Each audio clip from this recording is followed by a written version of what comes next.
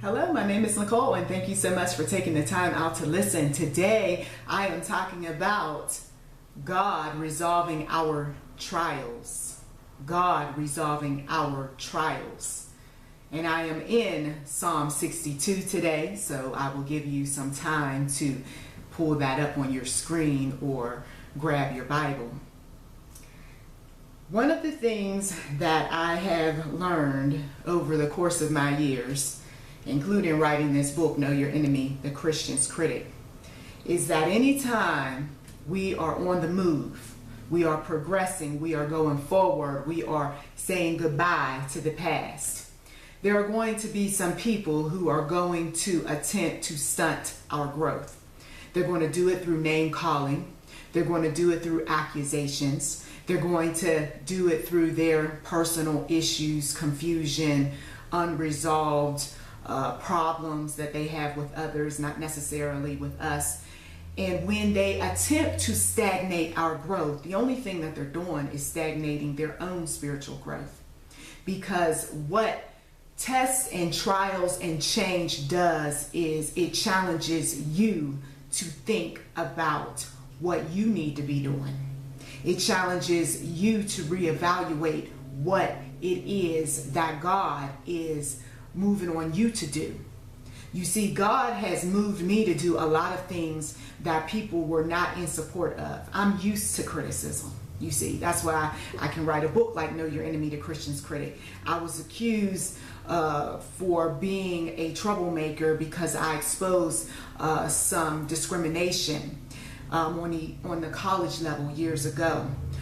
There was an individual who didn't like me at an internship that I was a part of because that person hadn't gone to college and that person was insecure about her position. Meanwhile, I was looking for something else. But along the way, there were those individuals, even in groups, and people who were very close to me that had issue with whatever it was that I was doing, even if it didn't directly impact them. And so I started questioning these things. Why are people being critical of things that don't even have anything to do with them? Or those that were impacted, why are they giving me so much grief? I mean, it was just last week they were praising me, saying how great and wonderful I was, and God was with me, and now I ask them for something, or I need something from them, or I just need a little support. And then there's the pushback, you see. And the Lord, He reminded me, He said they hated Jesus and they're going to hate you too. There are also individuals who are spoiled, which I talked to some of you all about that before. They have everything, they're used to everything. And then when you say, it's time for you to do something, no, now you're the bad guy. He said, so you might as well get used to it because there's a lot of change ahead. And I'm seeing that all across the internet with so many different projects that I've been a part of, in addition to, of course, YouTube Enterprise 7. There is change taking place.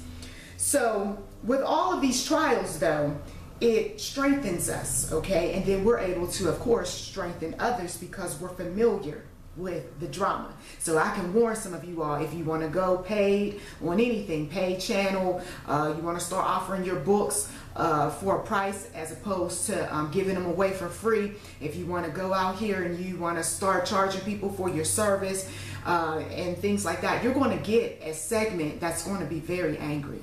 They're going to be critical of you. They're no longer going to be supportive because you're asking them to do something.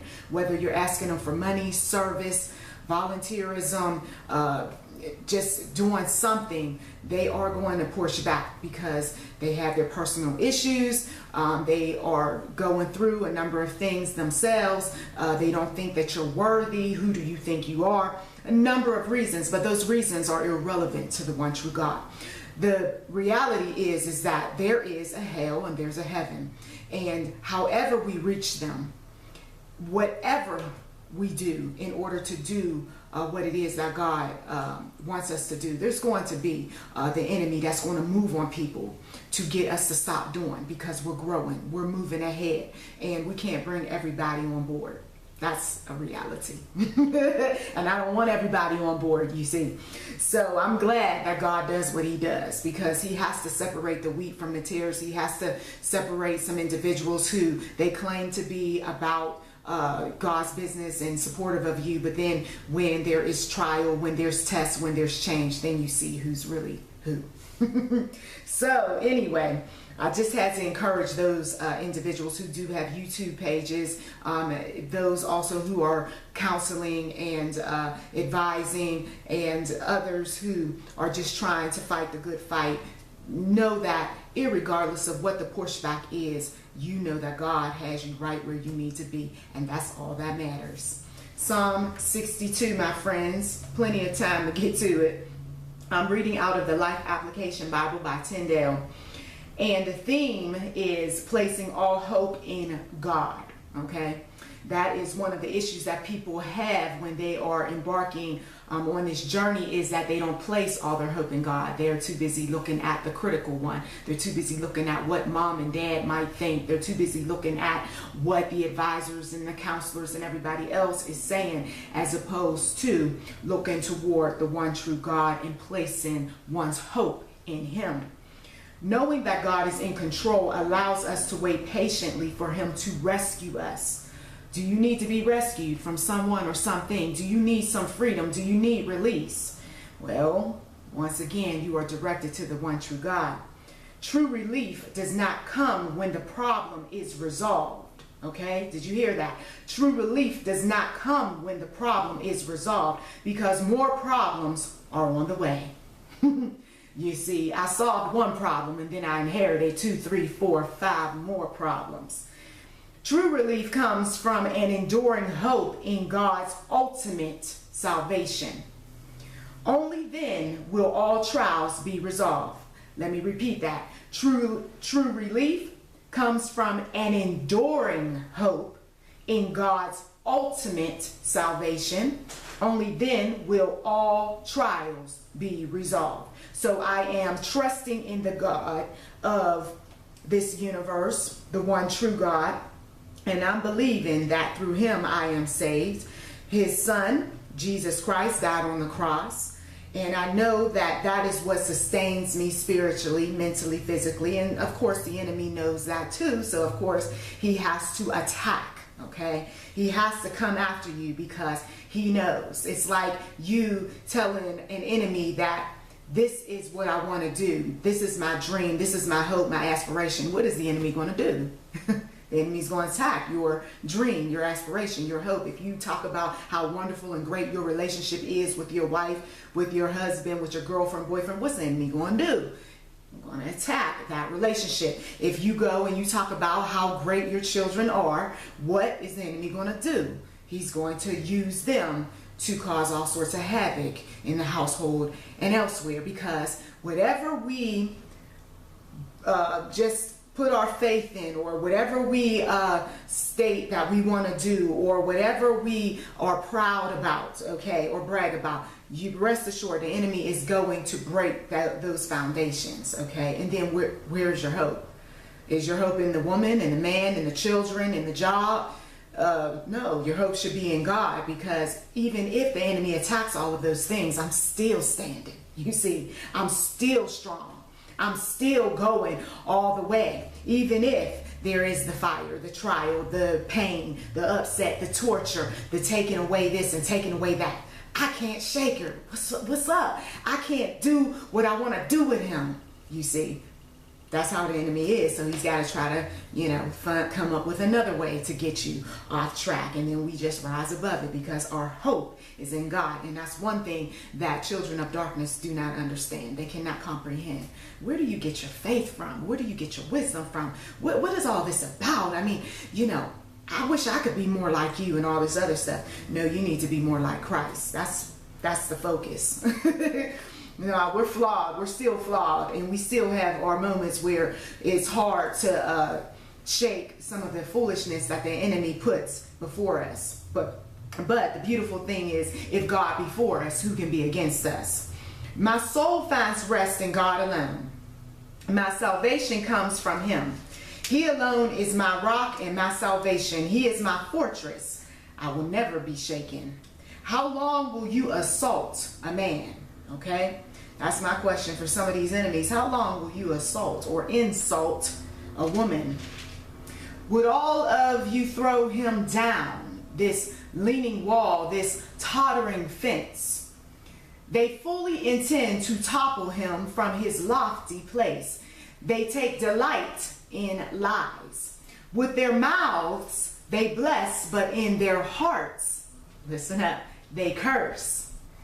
Find rest, O my soul, in God alone. My hope comes from who? Him. He alone is my rock and my salvation. He is my fortress. I will not be shaken. Okay? Hallelujah. Somebody needs to say that today. At work, no, I will not be shaken. Your manager, your supervisor, your leader, I will not be shaken. Oh, I'm calling human resources on you. I'm going to get this person and that one. I will not be shaken. My salvation and my honor depend on God. He is my mighty rock, my refuge. Trust in him at all times. O people, pour out your hearts to him, for God is our refuge. Low-born men are but a breath. The high-born are but a lie. If weighed on a balance, they are nothing together. They are only a breath. Do not trust in extortion or take pride in stolen goods. Though your riches increase, do not set your heart on them. How many times have people done that? Set their heart on them and got heartbroken. Job taken away, opportunity taken away, status taken away, no more VIP. Somebody need to listen to that audio. Some of you all, high profile. All these things taken away. And what is the foundation? What do you stand on? Oh, myself. Oh, yourself sometimes gets sick. Sometimes yourself is weak. Sometimes yourself is forgetful. Sometimes yourself is attacked by all sorts of people, places, and things. No, I don't put my trust in myself. I know that I sooner or later end up messing up. That's why I got to go to the one true God who's perfect, who knows what's ahead. Who knows what's ahead.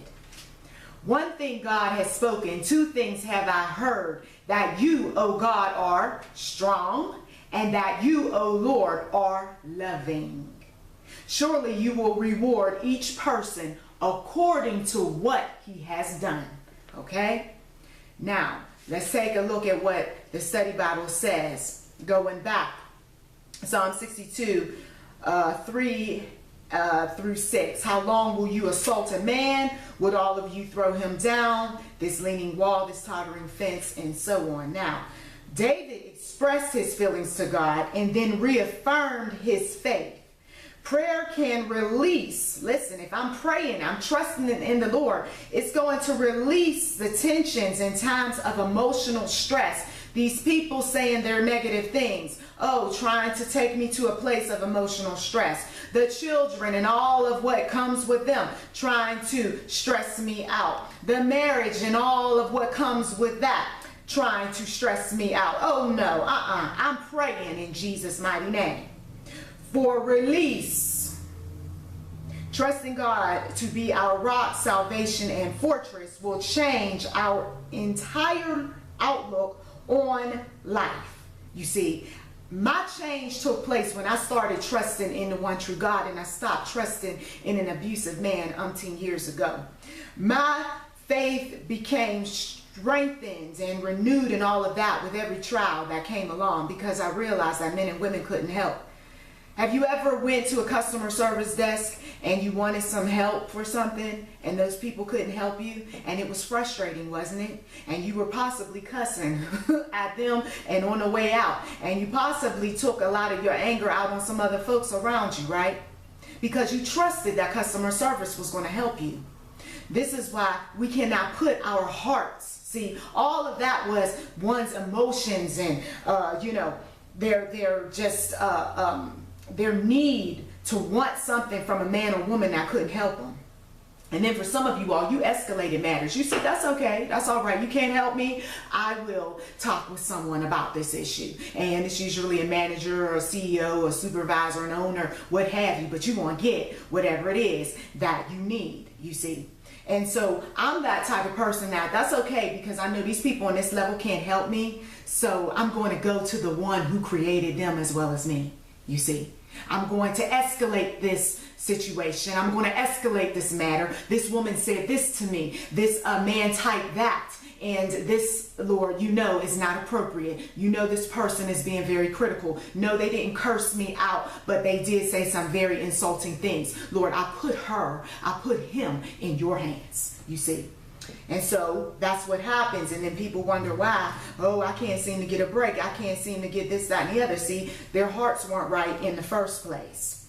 So sometimes we are challenged by change because God is putting us through some testing. And some folks didn't see that this channel in and of itself was a test, especially when it became paid. They didn't see that. Oh, well, I can't say anything else about it other than, Lord, be with them. No longer must we be held captive by resentment toward others when they hurt us, you see. Because if I held the resentment, I would not even be doing any of this. I wouldn't. I'd be doing something else. And sometimes it's very tempting to want to do some other things. But when God has you, you can't shake him. You can't let some things go. When we are resting in God's strength, nothing can shake us. All right, now verses 9 through 12. Remember when I mentioned low-born men are but a breath, the high-born are but a lie. If weighed on a balance, they are nothing together. They are only a breath. Do not trust in extortion or take pride in stolen goods. Our nation does this.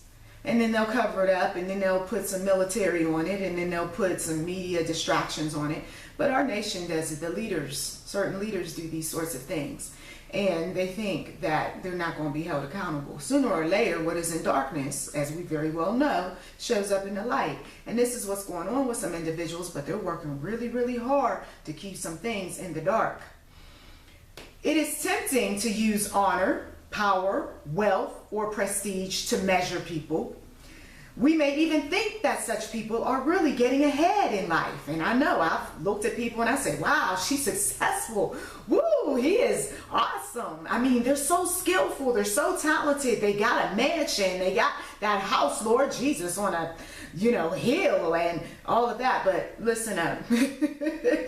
We may even think that such people are really getting ahead in life. But on God's scales, these people are a breath. See? A puff of air.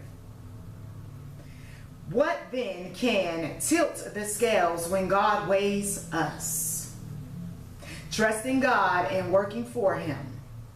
Wealth, honor, power, or prestige add nothing to our value in God's eyes. Did you hear that? Wealth, honor, power, prestige adds nothing to our value in God's eyes. But the faithful work we do for him has eternal value. That's it right there. I'm working toward eternity. I'm not working to please man or woman. You see, if I am working within a business model, then yes, there's a target market involved and you have to appease people in a certain way. But when God is involved in that business model, we are thinking in terms of eternity, okay? This is why a lot of Christians are broke. Because if we were to take man's business model, yes, we would end up making lots and lots of money. But then if that business model is contradicting or is of darkness and it doesn't go against the will of the Lord and it doesn't align with what God has in store for us, then we suffer the consequences, you see. So some Christians, yes, are wealthy and they're prestigious and they have a lot of honor and so forth, but they're nothing more than a breath, you see. Because at the end of the day, it's about eternity, right? It's about what is of value. It's what is about God and what is pleasing to his eyes, you see.